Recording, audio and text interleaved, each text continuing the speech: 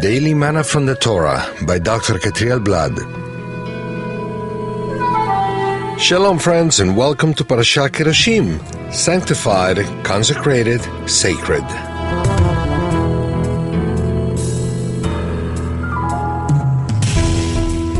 This is the fifth Aliyah, and it's found in Leviticus 20, verses 1 through 7. Today's study will be based on verses 4 and 5. They read as follows. If the people of the community close their eyes when that man gives one of his children to Moloch, and they fail to put him to death, I will set my face against that man and his family, and will cut off from their people both him and all who follow him in prostituting themselves to Moloch.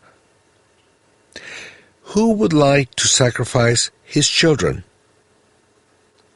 Many of the Torah's commandments are given to uproot idolatry from the sacred people. It's difficult for those raised in a monotheistic society to imagine how the influence and ideology of polytheism in those times and cultures were. To give a child to Moloch implied to burn him or her alive in honor of that false deity. Hashem had to take very strict disciplinary measures through death and penalty to cut all that darkness for good. A person under the influence of deceiving idolatry spirits is emotionally attached to those evil customs, and the only thing that can deliver him is that the words of the Torah enter his heart with the fire of the Eternal's Spirit. Let's ask ourselves this question. Are we practicing or approving of those who practice idolatry in any way?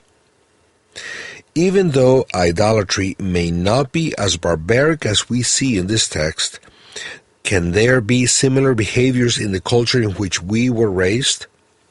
Are we following idolatrous ideas that result from paganism? Do we hate pagan practices or do we accept them? Can abortion be similar to giving a son to Moloch? Could giving our children to teachers, nurseries, and schools that don't share our values be similar to sacrificing our children to an idol? To sacrifice a child in fire when still a baby, or educating him or her with no instruction in the Torah or the Messiah, so that eventually she could be burned in the lake of fire. Well, what's the difference? Who gives their children idolatry-related toys or games to play with? If we allow our children to be influenced by mystical games, toys, and books, satanic-inspired music, virtual games full of evil spirits, and movies loaded with violence, sex, and magic, are we not risking their souls to be lost forever? May the Eternal grant us lots of wisdom with firmness, so that none of our children is lost, so that we can present ourselves on the judgment day and say, "Here I am, and the children the Lord has given me." Isaiah 8:18, "And while I was with them, I protected them and kept them safe by that name you gave me.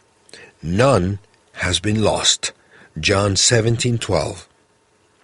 If one of your children is on a wrong path, pray, fast, and do what is written in Lamentations 2:19. Arise, cry out in the night, as the watches of the night begin. Pour out your heart like water in the presence of the Lord. Lift up your hands to Him for the lives of your children. May none of our children ever be lost. Shalom.